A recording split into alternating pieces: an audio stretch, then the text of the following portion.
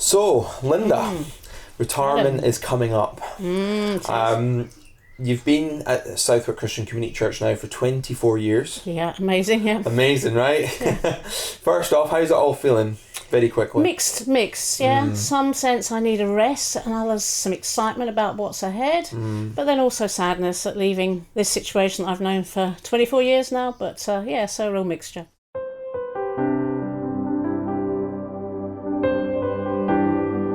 Coming up to retirement now, you've had 66 years of life. Yep. I guess you might have been doing a little bit of reflecting on what's happened over that time. Could you go a little bit into that, Yeah, please? absolutely. I think when you come to milestones in your life, you do tend to think back of how you've got to the point you've got to.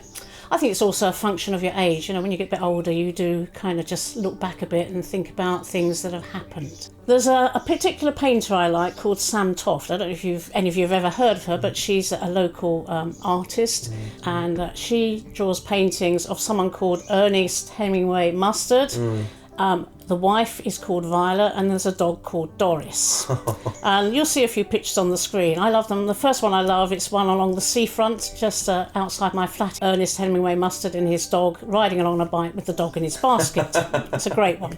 Second one I really love, because I love looking at the moon, and there's a lovely one of just Ernest and the dog Doris staring at the moon. The third one I bought recently, because this is part of the reflective bit, and it's a painting just of Ernest and his dog. Right. And the painting just says, "How did we get so old?" And I'm thinking, how did I get to 66 years old? When I started out I was quite young, and now I'm 66. So yeah, I've been thinking about all the different ways God has worked in my life, led me and guided me. My old mum, she loved poetry. She was a bit of a poet herself, and she used to tell me some old ditties and things. One of them was, "Tall oaks from little acorns grow," and I've always reflected on that through life. But there was a particular poem she loved, and she used to tell me this, and it's called "My Life is But a Tapestry." Are you going to read it just now? If you could read it for us, that'd be wonderful. "My life is but a tapestry between my God and me. I cannot choose the colours, he weaveth steadily. Oft times he weaveth sorrow, and I in foolish pride forget he sees the upper and I the underside. Not till the loom is silent and the shutters cease to fly, will God unroll the canvas and reveal the reason why? The dark threads are as needful in the weaver's skillful hand as the threads of gold and silver in the pattern he has planned.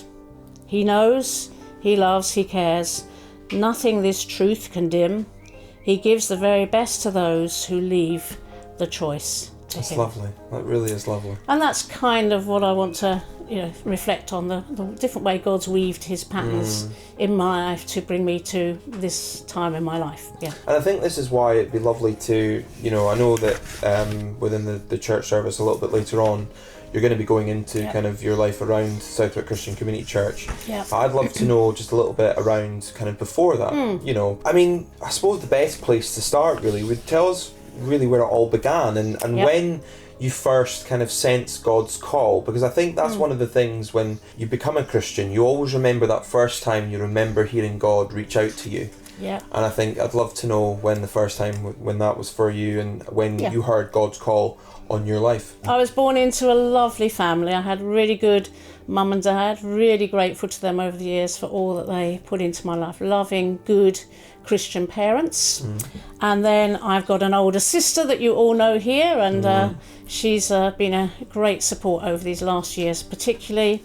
And then I've got two older brothers. So this is us as a family. There's the six of us.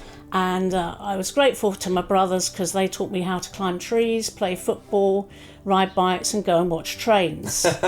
For my sister, I'm more grateful to her for trying to make me a bit more domesticated because she loved housework and stuff, and I've never been that good at it, but she did do her best. So, lovely family, very, very grateful to that. Both Andrew and I, we went to the same school. That was Churchgate Street School in Old Harlow. And generally, I love school. Generally, I loved all the different subjects. I think I was quite good at maths and English. And it was at that school that one of the teachers said that I had a flair for foreign languages. And I was looking at my last school report, and the headmaster said I was an unusually energetic girl of all-round ability and a pleasure to have to work with. Well, there you go then. I thought, well, that's amazing. But yeah, I kind of have thought I've had a lot of energy, and I'm very grateful that God gave me a lot of energy for life. So there I am. I invaded this family already of 5 of them, and I became the 6th one. And the picture on there, I love that dress that I've got on there. It had nursery rhymes on it, I remember that. And you can see my plaits. My mum always had trouble doing my plaits and getting them even on both sides, but she did her best. I think it was probably when I was about 8 or 9 years old that I first sensed God might have a call on my life. That early? Yeah. We went to a church, and in the church, the minister there, he'd been a missionary in the Congo. Okay. And so he used to pepper his sermons with talks about what happened in the Congo, which got a bit nauseating, to be honest, but it did inspire me a bit of other countries and doing God's work in other countries. And then we used to have visiting speakers to the church, people like Richard Wurmbrandt, who was, I think, smuggling Bibles into Russia and stuff like that. And we had other missionaries. Now, I was inspired by that, but it also freaked me out because they all looked so old-fashioned. They looked as if they were off another planet. And I remember thinking, I might be called to do this kind of thing. It was the last thing I wanted to do. And I remember saying to a friend of mine, if I ever become a missionary, will you send me out Levi blue jeans to wear? Because I can't be dressed. Apparently they used to have to go and get their clothes out of the missionary barrel when they came home, and that was horrendous to think of that. So I kind of sensed then God had some call, but it wasn't. I was very reluctant, thinking, no, please not, please not. But it was probably around about that age, that I first sensed some kind of call to Christian ministry. Then I went to secondary school, and things began to go a little bit pear-shaped then, I have to say. You know. I got this good report that I was a pleasure to work with, but I guess probably I was at Hatfield Girls Grammar School, and that's when we had moved by that stage to a place called Brooklands Park.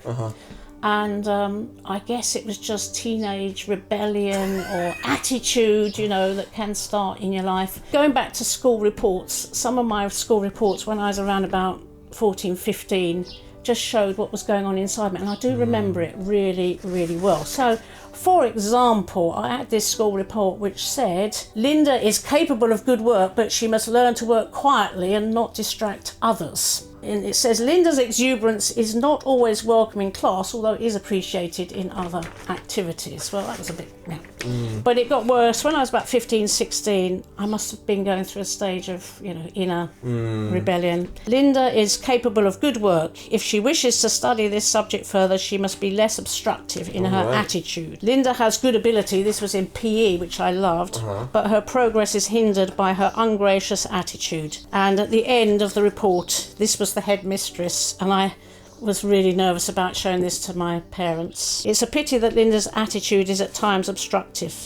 This hinders her progress and that of others. A 5th form girl should be more responsible in her attitude. Oh dear.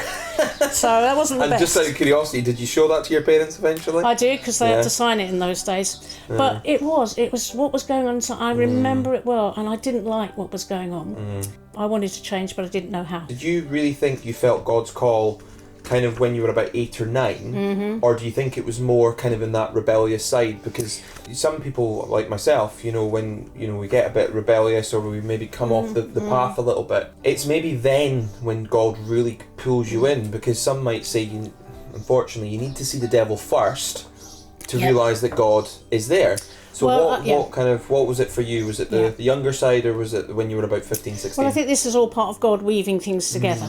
And I think what I've learned over the years is when God calls, he then has to do a lot of work in you before you're ready to take on that call. And for me, it took 20 years before I was ready. And so, yes, you start out and you maybe sense something, but then God has to shape you. And sometimes that is dealing with, the dark side and the inner things that are going on with you. And, so that's where you meet with him. And certainly for me, I did meet with him. at this stage in my life, which I'm so grateful for. That's when I became a Christian. And what was, if I can ask, what was probably the hardest thing that you had to face? When we choose our pathways, do I do what I want to do, or do I do God's way? So you were saying about how that, you know, you became a little bit of a rebellion, and that's how you really kind of became a Christian. So could you tell us a little bit how that actually happened? Yeah, I remember it well. I was about 15. I didn't want to go on holiday with my parents anymore. That was probably part of the attitude. So I wanted to go with a friend, and my parents said, well, you can only go to a Christian place where we know that you'll be safe. We won't let you just go off. So my friend and I boarded the coach to go up to Capernwray Hall, which is in Carnforth in Lancashire, and was a Christian holiday centre. And that was a great time. We used to go and do stuff during the day, activities, go on visits, but in the evening there'd be Christian meetings. And I don't think in that time I'd heard anything that I'd never heard before, because I'd been brought up in the church, but most of the time it had gone in one ear and out the other. Whereas when up in Capernwray, maybe it was a different environment, and this is why I'm very passionate about kids going to camps, you know, Christian camps, amazing. Because you hear it differently when you're in a different setting and you're with young people and that sort of thing. Anyway, I remember very clearly listening, and this time it wasn't going in one ear and out the other, it was staying inside me. I was thinking, I really love what I'm hearing. I remember it was people like Stuart Briscoe and Billy Strachan and Ken Needham, people like that. And at the end of that week, I remember on the Friday night kneeling down beside my bed and becoming a Christian. Wow. And I remember the next day going home on the coach to Victoria coach station, and just as I was getting off the steps out of the coach, my mum met me, and I said, Mum, I've become a Christian, and she burst into tears. Oh, wow. So that was the start of it. That was the moment. But of course, that's that decision, and then there's still more work that God has to do to refine that and to grow in you. So that was about 15. About a year later, I was baptised at the church we're at, and that made a massive difference, I have to say, from then on. And going back to school reports, I started getting really good school reports. There you go. And I do know that was a change in my life. I really knew that my attitude and my spirit had changed because of God coming into my life. And the last school report I got says, Lynda is to be congratulated on her university place. She has had a good influence in the school and will, I'm sure, do well in the future. The thing is, God influences people. Absolutely. So straight away, you know, from your end school report, sounds like you're influencing yourself by that point, Lynda. Absolutely. So I'm very, very grateful, and always will be, to become a Christian early on in my life. It's amazing that you had that moment of, you know, as you say, when you got off the bus and you said, you know, Mum, I'm a Christian. I can imagine that you felt maybe the Holy Spirit there, or you know, you really felt this overjoy. Yeah, and I definitely. suppose from there, I can remember it now. Yeah, you're now going towards university. Yeah. You know, you've got your whole life ahead of you.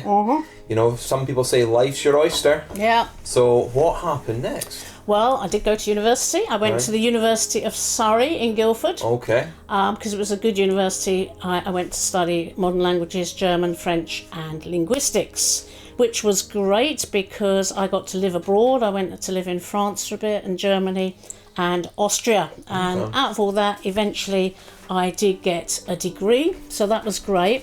And I'm sure God did want me in Guildford because the church I used to go to was Millmead Centre, which was quite a well-known church in those days. And the minister there was David Pawson, who many of you will have heard of. He's quite a well-known minister. And I used to think he was brilliant. I mean, his sermons could unlock any book of the Bible and make it become real and become alive. And it was like eating cream cakes, you know, I couldn't wait to hear the next sermon. So I think God was working in my life to give me a passion for the Bible and wanting to find out more about God. But there was a little bit of a problem because during this time at university, the sense of call on my life was getting stronger and stronger. And some call to Christian ministry. The only problem is one of David Pawson's teachings was that women don't really lead in ministry. Right. So although I loved his teaching, I fundamentally disagreed with him it as well. on a number of key issues. But that didn't mean to say that he doesn't do some excellent teaching. So that was a bit of a problem, how I was going to sort of navigate that. But God knew. If you don't mind me saying, but I think the whole joy of being a Christian is sometimes, as long as you know you can healthily disagree with somebody and have that debate with somebody, it's always good to have that, even about you know, God and religion. And I think that's one of the reasons why, you know, we've done Alpha courses before together. one of the things about that Alpha course is that actually sometimes you might disagree with this and you can Yeah. be very open about And it. that can be healthy, very healthy. You know, you don't just suck in everything someone says. You sift, and you have to come to your own conclusions. But he was good at making you think for yourself. So, yeah, they were great years, and I'm very privileged to have been under his teaching. So actually my first jobs, I did two things, and they're both significant in this whole weaving together. Actually I stayed in Guildford where I'd been at university. Significant happened there is I bought my first house, which was quite a miraculous journey. How I got to buy a house on a very small income, but that was another part of God's weaving things together. I started training to be a TEFL teacher, English as a foreign language. Right, okay. So, and I got a job in the university where I had studied. So amazing. I had got a job teaching academic English to students who were coming over to do their degrees and that sort of thing. And I loved it because I love the nations of the world. I love meeting people from other nations, and all I had to do is sit there and they all came to me. And it was a great time, actually. That job was fantastic for a number of reasons. Firstly, we did a lot of work among foreign students in outreach and evangelism. I remember one particular lady there, her name was Inci, she was Turkish. And I remember we'd worked with her a lot, and I remember it was my birthday. It was one day it was my birthday, and I was not happy on my birthday for relationship reasons, but I felt God say, go and talk to her. And I did. And that day she became a Christian. Oh, lovely. And I'm thinking, God, you're such a strange being, because this is the day I feel worse, but today someone has come to faith in you. I always say he works in wonderful ways, and it sounds like that was one of the times where even when you're down, he works in wonderful ways. Yeah. I also had to write courses, and that's actually been part of God weaving things together for later, because I used to write English language courses. And in latter life, I have written courses for Bible study, our Bible school in Zimbabwe. I wrote a book. Yeah, okay. It's not a bestseller. It won't win the Nobel Prize for Literature, but it was a book called Practical Essay Writing for Students of Theology and Biblical Studies. Because I've been teaching academic writing and essay writing, and when I got to theological college, I could write all the essays. Is that available to buy now? You could buy it if you really wanted to, but it's not I'll go and do my Googling later.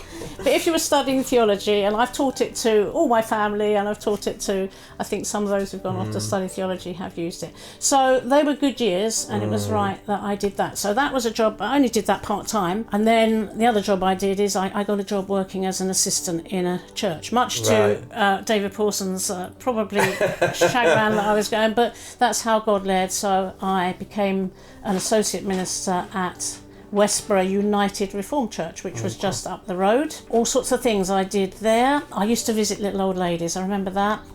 Used to find that fascinating, and also we went on outings, took them on outings to different places, and plenty of tea and cakes. Also, I was in the worship team. I seemed to play the guitar a lot in those days, and did children's work. All sorts of things that you would do in church.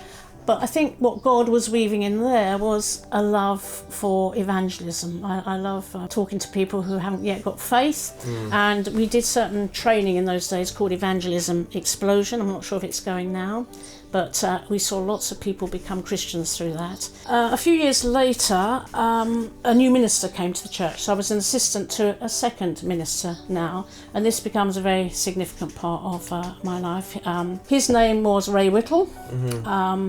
And he's the only person I've met who was in the Hebridean revival. He was a minister in Scotland, and he knew people like Duncan Campbell, who were the prime movers in the Hebridean revival. And he used to regale me of stories of all sorts of things that happened when he was with Duncan Campbell. They saw miraculous workings of God. So he came to the church, and he became my mentor. And together with his wife, they've been lifelong friends since then, and still up to this point. Ray has since died, obviously, and June is now very poorly, but lifelong friends. And they had a massive impact on my life. And we were real kindred spirits, because Ray was a real evangelist. He was quite zany. He wanted to be outside on the streets. And I think 4 significant bits of weaving in this period were he had founded a ministry in Benidorm, and I think, as many of you know, I go to Benidorm quite a lot.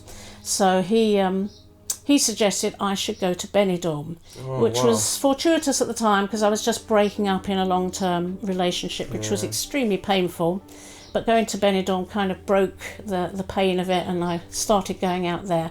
And Benidorm is a weird place. All sorts of strange things happen in Benidorm, but I've been going there ever since, and that ministry continues. In fact, I'll be going to Benidorm in a few weeks' time. Oh, wow, okay. So he introduced me to Benidorm. I introduced him to Zimbabwe because we had a connection with a Zimbabwean minister who'd been over in the church with us, who we got to know and love deeply. He was introduced to Jonah Masaka, and we travelled to Zimbabwe together to begin doing some work there. So that was significant. And then as a result of that, between us, we established the charity of which I'm part of now. Well, I'm now the head of it, Paraclete Christian Network International. So they were all significant. And the final thing was that he encouraged me to go and train for becoming a Christian minister. Wow. And if it wasn't for him, I don't think I'd have gone for it. But he kept saying, no, you should go into the ministry.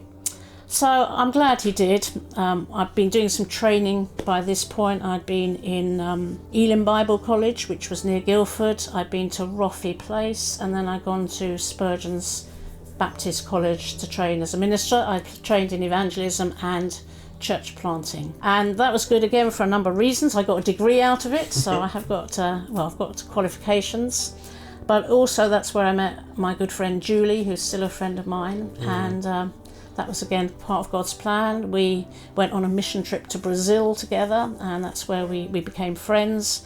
And I think over the years we've laughed a lot, we've cried a lot, and we've talked theology a lot, the deep, knotty theological issues, and we've supported each other as church ministers. She's also a church minister, so we've talked about the joys and the sorrows and gone through problems in ministry. So she's been a great encouragement and support. That happened, so I got my degree, and a couple of years later I was ordained to become a minister. So I was ordained up in London. It was a bit of an unusual ordination because I wasn't being ordained to a church.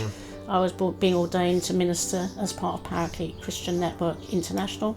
So I was ordained by the principal of Spurgeon's College, Nigel Wright, and it was in a Black Pentecostal church in West Norwood. So, right, okay. Yeah, you'll see a picture of up on the screen, and one of the things in this picture that is again part of God's plan is my family are gathered here, and they've been great supporters in getting me into ministry.